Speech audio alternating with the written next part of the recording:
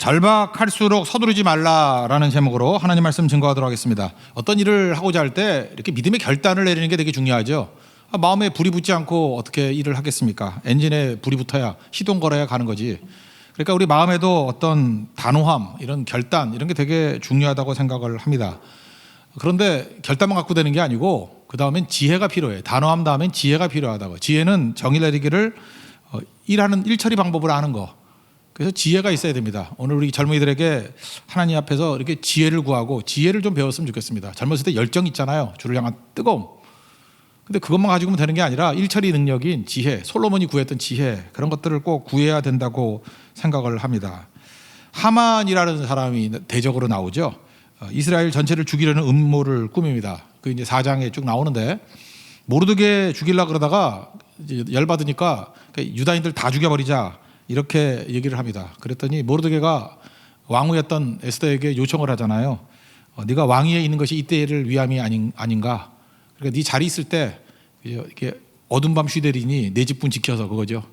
어둠 밤 이제 일하지 못할 밤이 오니까 지금 자리에 있을 때 직분 다 해라.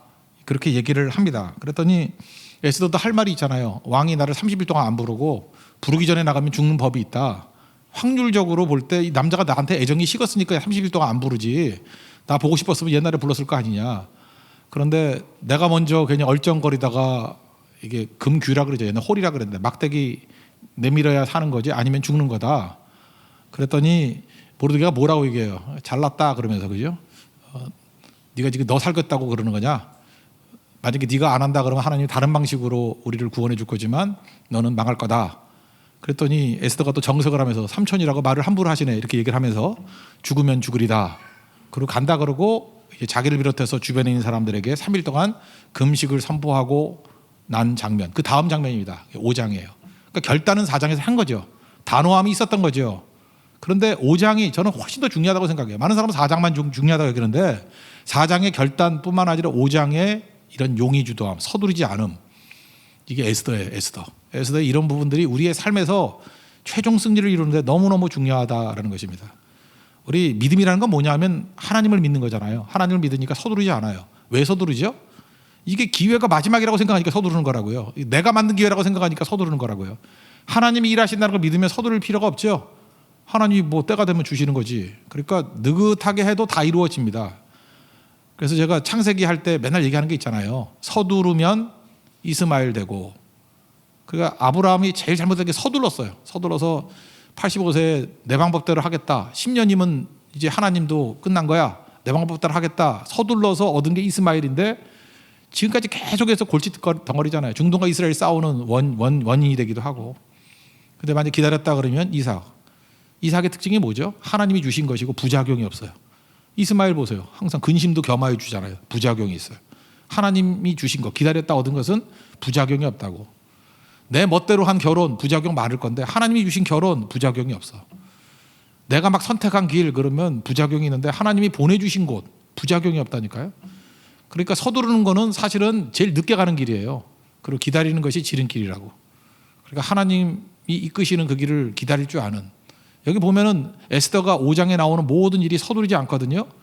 제일 빠른 길이에요. 이게 지름길이라고. 지름길. 이거보다 빠른 길이 어디 있겠습니까? 그러니까 하나님의 말씀 붙들고 나가는 그 모습이 있어야 된다는 것입니다. 근데 우리는 마음 가운데 이런 게 있어요. 이게 사회적인 분위기, 세상의 얘기에 속기 때문에 그런 건데 인생 한 방이야. 맨날 이런 거 되게 좋아해요. 그죠? 한 방에 뭐 끝나는 것 같이 뒤집히는 것 같이 보이고. 다윗 왕국 얘기할 때 다윗에게 있어서 특징이 있죠. 다윗은 평생의 삶 가운데 기적이 한 번도 없었어요. 그래서 이렇게 막 뭐 기적이 없잖아요. 다 인간 사회에서 있을 법한 일들 갖고만 이루어지잖아요. 그러니까 다윗은 서두르지 않았죠. 하나님께서 오랫동안 훈련시키시고 사울왕 하나 죽이는데도 뭐 여러 차례 걸리고 왕도 금방 안 돼요. 그 헤브론에서 유다 지파의 왕 됐다가 7년 있다가 전체 왕은 또 추대받아서 7년 있다가 돼요. 그래서 전체 왕으로 33년, 유다의 왕으로만 7년, 그래서 40년 동안 통치를 했다고. 하나도 서두르지 않았죠. 천천히 하나님이 주시는 대로. 그게 우리 모델이라는 거예요. 다윗같이 살라는 거예요. 네 멋대로 초조해가지고 서두르지 말고 하나님이 주시는 수순대로 살면 부작용이 없다. 이게 하나님이 주시는 메시지라는 것입니다. 오늘 보는 본문 보니까 크게 한번 결심을 했습니다. 그래서 이제 결단을 하고 목숨 걸고 왕에게 나아가는 거죠. 근데 이것도 보세요. 이렇게 결단하고 한 걸음 한 걸음 나가면 하나님이 은혜를 주신다고요. 여기 여자분들도 많이 계시는데 타고난 예쁜 게 좋아요? 견해에 따라 예쁜 게 좋아요? 무슨 뜻인지 몰라요?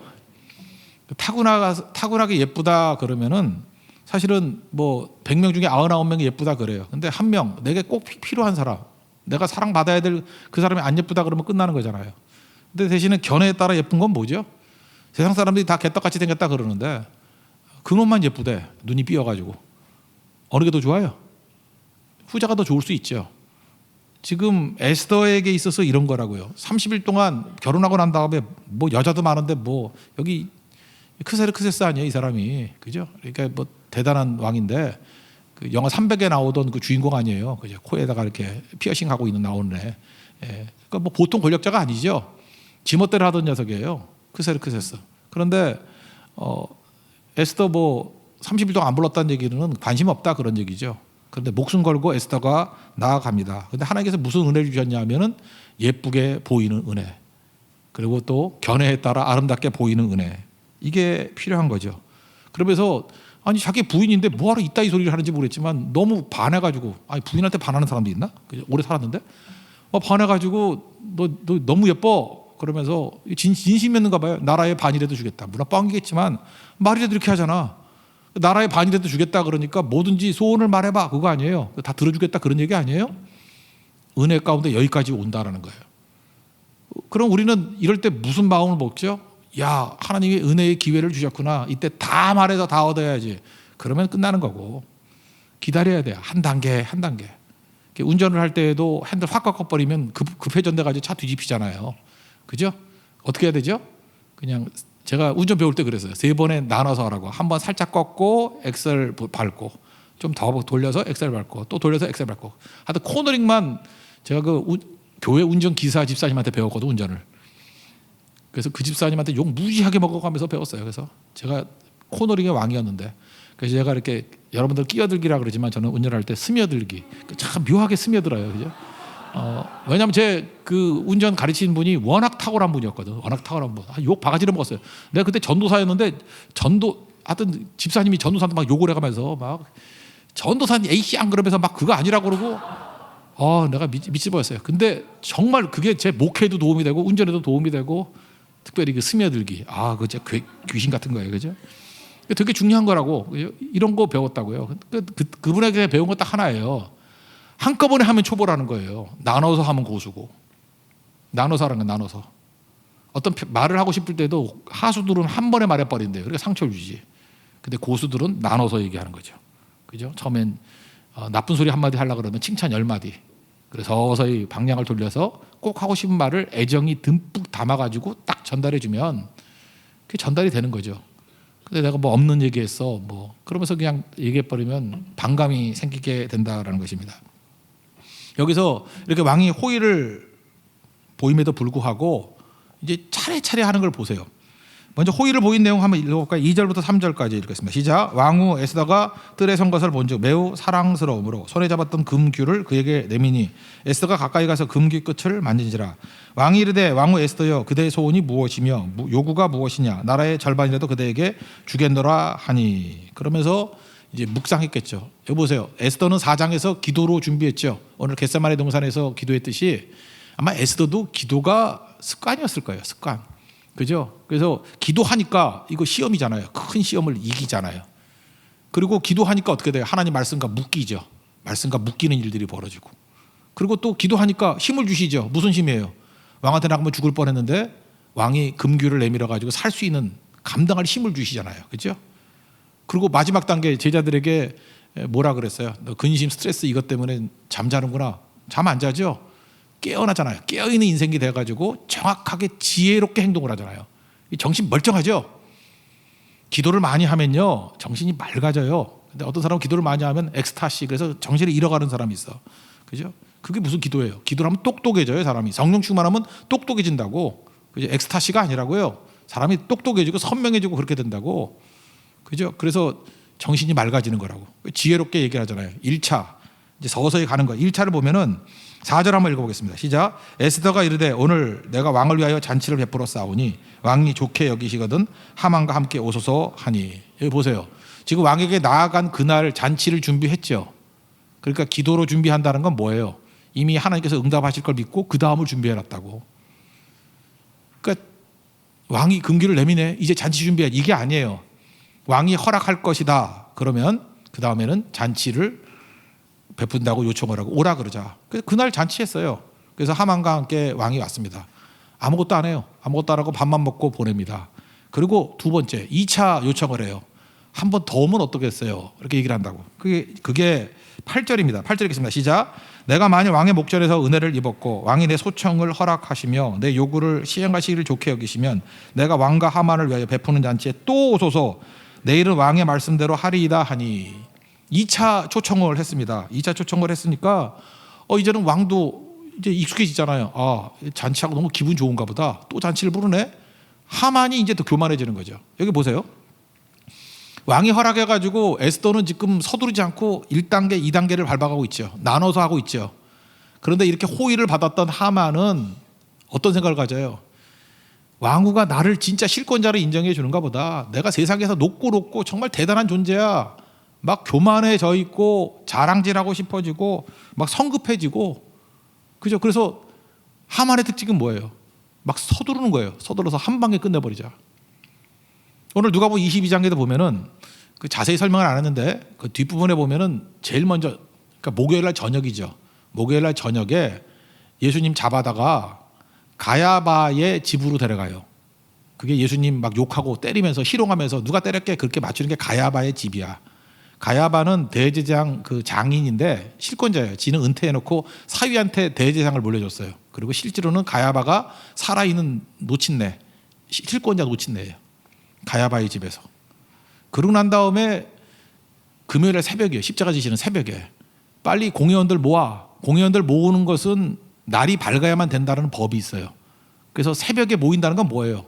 사람들에게 파발문을 보내가지고 빨리빨리 모여. 그래서 공회원이니까 70명 정도 모여야 되거든요.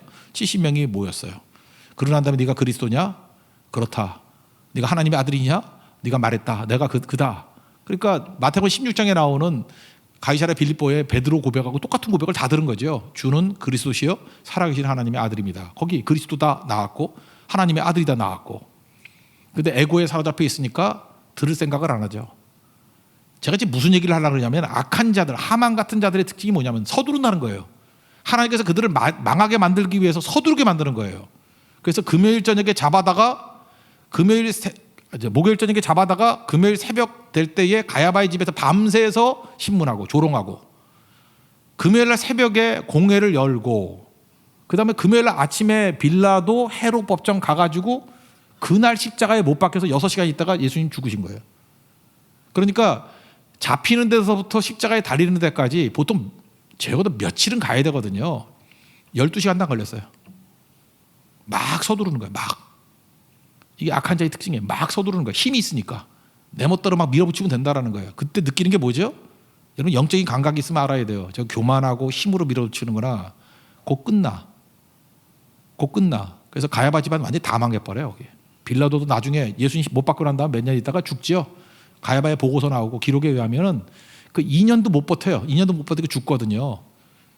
그리고 그때 2년 있다가 죽은 것만이 문제가 아니고, 빌라도는 참 재수 없어도 이렇게 재수 없는 인간이 있어요.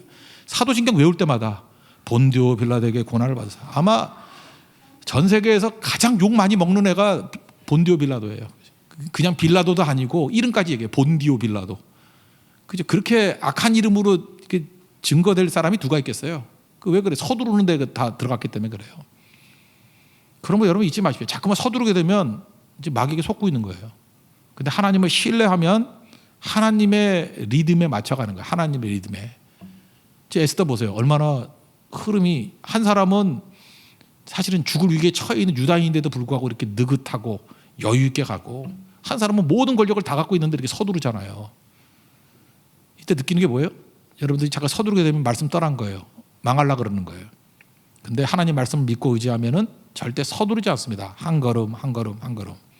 서두르면 이스마엘 됩니다. 기다려야 이삭 된다. 그리고 나아가는 거죠. 이 하만이 서두르는 모습이 보니까 이제 왕궁에 나올 때 보니까 모르드게가 있어. 인사도 안 하는 모르드게가. 그래서 기분 잡쳐가지고 그죠, 저거 빨리 죽여버려야지. 그런 마음을 먹어요. 그리고 모르드게 죽인다가 그 사람만이 아니라 유다인 다 죽이겠다. 그러니까 뭐야? 다 한방 의식이에요. 한 방으로 끝내버리겠다. 여러분 이것도 그래요. 어떤 기쁨도 그냥 직접적으로 기쁨을 얻으려고 그러니까 직접적으로 오는 기쁨은 다 가짜예요. 직접적으로 기쁨을 얻으려면 최고가 뭘까? 마약이죠, 마약. 안 해봤죠? 저도 안 해봤어요. 근데 마약을 한 대 맞으면 기분이 좋겠죠. 그 쾌락이 그런 거 아니야. 쾌락이. 뭐 여기 뭐 죄 짓는 애들 원나잇 같은 거 뭐 이런 거. 그런 거 쾌락은 그냥 하룻밤에 끝나는 거 아니야. 다 하루에 빠르게. 그러니까 직접적으로 오는 건 다 가짜죠. 저 옛날에 당구 많이 쳤는데 당구도 알당구가 있고 알다마가 있고 쿠션이 있죠. 하나님께서 우리 이끌어갈 때 쿠션으로 이끌어가는 거야. 1, 2, 3. 그게 예술이죠. 직접 가는 게 아니에요. 그러니까 우리가 기도하고 섬김을 통해서 오는 기쁨 뭐 이런 거예요. 간접적으로 오는 거. 그게 기쁨이지 직접적으로 오는 건 다 쾌락이에요. 이건 다 가짜라고. 근데 보세요. 하만은 다 직접적으로 뭘 하려고 그러잖아. 이건 가짜일 가능성이 커요. 그래서 전혀 생각지도 않은 엉뚱한 일을 하는데 그것이 유익이 되는 거예요. 우리 금요 차례 때 살폈던 사무엘상 30장을 한번 보십시오. 다윗이 불순종 중에도 은혜를 충만히 받았어요. 그때 600명 중에서 힘들어 못 가겠어요, 피곤해서 못 가겠어요 라고 하는 200명을 그럴 수도 있지라고 은혜를 베풀어요. 그죠? 그 다음에 자기 처자를 찾으러 가는 것도 바쁜데 애굽 소년 하나가 병들어서 버려져 있네. 이거 먹이고 마시게 하고 고쳐주는데 시간을 끌었어요. 마치 자기 딸이 죽어가는 야이로인데, 야이로, 회당장 야이로가 있는데 혈류증 여인이 와가지고 방해하는 거와 똑같은 상황이죠. 근데 그걸 도와줘요. 은혜를 베풀어요. 은혜를 흘러보내게 만들어요. 그랬더니 그 애굽 소년이 아말렉 사람이 버렸던 사람이에요. 가이가 되주죠. 인생의 내비게이션이 되주죠. 오히려 더 빨리 가게 돼요. 그리고 큰 승리를 거두게 되고, 그 다음에 그 남아있는 사람들에게도 은혜를 베풀고 다 같이 가주자. 뭐 공평한 거 좋아하고 정의 좋아하고 하는 사람들은 성경은 악한 자라 그러고 불량배라 그래요. 그것이 이스라엘의 기준이 되더라. 그러니까 다 특징이 뭐예요? 하나님께 받은 바 은혜를 이렇게 흘려보내는 거, 그죠? 이런 것들이 되게 중요한 거 아니겠습니까? 그죠? 이렇게 서두르지 않아요, 전혀. 다 간접적으로 얻으려고 그러는 거지. 직접적으로 뭘 승리를 얻으려고 그러지 않아요. 그냥 과정, 인생은 과정이거든. 과정 속에 말씀에 충실해지는 거야. 그걸 통해서 하나님께서 전체적인 은혜를 다 주시고 다윗 왕국의 기준을 만들어 주시잖아요. 근데 하만은 어때요? 직접적으로 기분 나쁘다 그러니까 왜 이렇게 서두른지 몰라. 그냥 잔치 끝나고 나면 해도 되는데, 야, 나무 하나 만들어. 그리고 뭐라고 얘기해? 50규빗. 규빗은 원래 45cm인데 계산하기 편하게 여기 팔끝부터 여기까지는 50cm라고 계산합시다. 그리고 25m짜리 박대기를 세웠어요. 거기에 모르드게를 달아서 죽이려고. 나중에 보니까 거기에 누가 달려요? 자기가 달려 죽죠.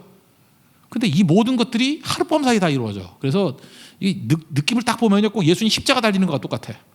나무에 달려 죽은 거잖아요, 예수님도. 다 막 서두르는 거야, 서둘러가지고. 서두르면 마귀의 종이에요. 기다리면 하나님의 자녀고. 서두르지 말라는 거야. 이 서두르는 거, 지금도 여러분들 어떤 일에 자꾸 서두르는 사람 있죠. 저거 왜 이렇게 서두르나? 결혼도 서두르고, 뭐 직장도 서두르고, 뭐가 이렇게 바쁜지 막 서두르고, 이사 가는 것도 서두르고, 그것도 말씀대로 가는 것도 아니에요. 뭐 지 욕심 때문에 막 초조해가지고. 괜히 하는 소리가 아니에요. 기도로 준비하세요. 머물러야 돼요. 하나님이 함께 하신다 그러면 지금 내가 생각하는 이 타이밍 놓쳐도 하나님의 타이밍으로 될 줄로 믿습니까? 그게 믿음의 믿음. 근데 서두르면 결국은 남 죽이는 게 아니라 지가 죽잖아요, 거기서. 그러니까 이런 것들 절대 놓치면 안 된다는 것이에요. 이게 진리의 말씀이라는 거예요.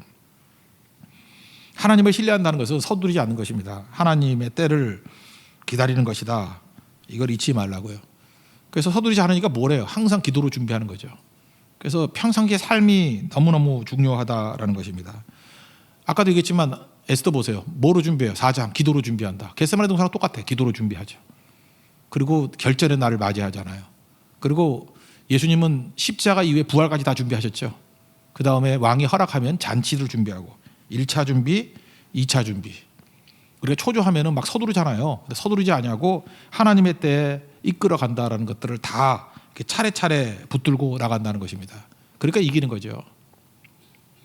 제가 이거 편견일지 어떤지 모르지만 중국이라는 나라가 있죠. 중국은 볼 때 중국에 정말 좀 오래 살았으면 좋아할 뻔했던 사람이 덩샤오핑, 등소평.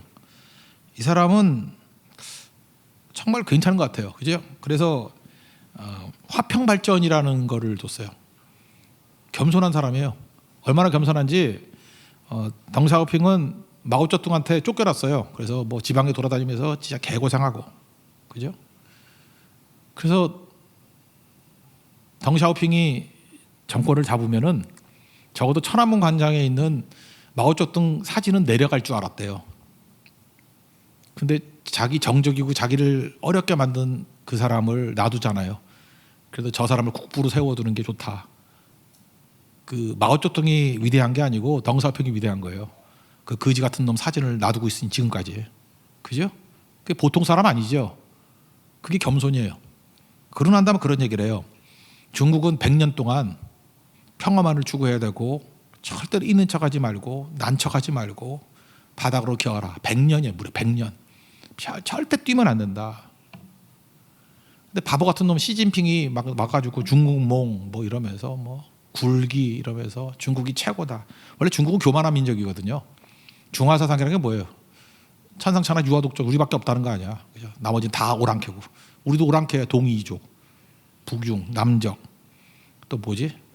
서융, 남만, 서융 뭐 이런 다 오랑캐래. 지만 그거고. 그러니까 교만한 민족이잖아요. 그래서 뭐 최근에 여러분들 뉴스 봤겠죠. 거기 보니까 다이쉬라는 국방대학 교수가 굉장히 매파거든요. 중국의 강성파인데 뭐 반성문 썼잖아요. 미국의 원한이 이렇게 깊은 줄 몰랐다. 강대국 나서다가 박살나는 거지. 미국의 수법이 이렇게 악독한지 몰랐다. 몰랐나 그거 뭐 원래 강대국 다 악독한 놈들이에요. 근데 문제는 세 번째가 너무 재밌어. 중국 편을 드는 자가 나라가 하나도 없대. 아니 교만한 나라를 누가 편을 대? 우리도 중국 편을 우리 정부도 얼마나 중국 편 들라 그랬어. 들라 그러는데 무슨 뭐 사드 때문에 뭐 난리치고 중국에 있던 그 롯데백화점 다 무너졌어요. 그죠? 다 뺏어 버리고 그래서 우리나라 기업들 다 무너지고 지금 중국 북경에 한번 가봐. 그 왕징 한인타운에 있는데 반 넘게 다 박살났어요 지금. 그 이를 갈고 다 귀국한 사람들이 얼마나 많은데 우리만 그런가? 인도는 국경선이 정해지지 않았잖아. 근데 거기서 패싸움 벌어졌잖아. 무기 없이 지키는 거거든. 그랬더니 뭐 F1 선수들 보냈다며 막 꺾어놓고 막 돌멩이를 찍고 반칙이지. 그죠? 애들끼리 싸우는데 왜 F1이 가면 어떡해 그거. 그때 인도가 그죠 완전히 이를 갈고 있고 네팔도 국경선이 있는데 거기 길을 내는데 국경선이 이렇게 삐뚤어졌다고 그냥 침범해 버렸대요. 네팔도 지금 내가 팔이 6개면 싸울 수 있는데 그런데 네팔밖에 없어가지고 못 싸운다 그러고. 그래 다 원수의 원수. 베트남도 그렇고 뭐 그 이유가 뭐죠? 중국 사람들은 몰라 자기가 교만한지를. 당연한 건지 알아. 근데 이제 알게 되죠. 무너지게 되는 거. 그래서 지도자가 중요한 거예요. 중국은 사실은 중국이 강해져가지고 한국이 도움됐던 적은 없어요. 역사상. 시진핑이 축복이죠. 만약에 덩샤오핑 2세 같은 사람이 나타났다 그러면 정말 무서운 나라 될 뻔했는데 그죠? 금방 교만해지는 바람에 생각보다 약화되죠. 우리도 예외가 아니에요. 우리 민족도 반중화 사상 비슷해가지고요. 소중화라 그래서 우리도 좀 그런 사상이 있어. 약간은 쥐뿔도 없으면서 교만해지는 거. 우리 민족 교만해지면 망해요. 망한다고. 그거 잊지 말아요. 국뽕에 빠져가지고 뭐 한국 최고다 이런 거 너무 빠지지 말아요. 그러다 망해요. 자랑질하다 망해. 요즘에 뭐 유튜브 이런 데 보면 맨날 그 국가 자랑질하는 거 그 딱 그 뻥인데 그거 그런 거 갖고 막 클릭수도 많고 막 그러더라고. 한국판 시진핑 만드는 거예요. 교만하면 하나님이 대적하셔요. 겸손해야 된다고. 겸손. 무조건 낮아져야 된다고. 교만의 최고 정상에 있는 사람이 하만이에요. 최고 절정기에 무너지게 된다는 것입니다. 여기 젊은이들 특별히 잊지 말아요. 젊어서부터 뭘 배워야 되냐. 하나님 앞에서 겸손함을 배워야 돼요. 힘과 능력을 줬을 때 자기를 부인할 줄 알고 나는 아무것도 아닙니다. 죄인입니다. 나를 떠나소서. 하여야 할 일을 했을 뿐입니다. 그리고 힘이 있어지고 할 때 멀리 떨어져가지고 영광을 하나님께 돌리고 그리고 어려움이 있을 때는 유다지파 같이 바짝 옆에 붙어가지고 그저 그 고난과 환란의 한 중앙에 자기 몸으로 맞부딪힐 수 있는 그런 종이 될 때 그 이길 수 있다라는 거예요.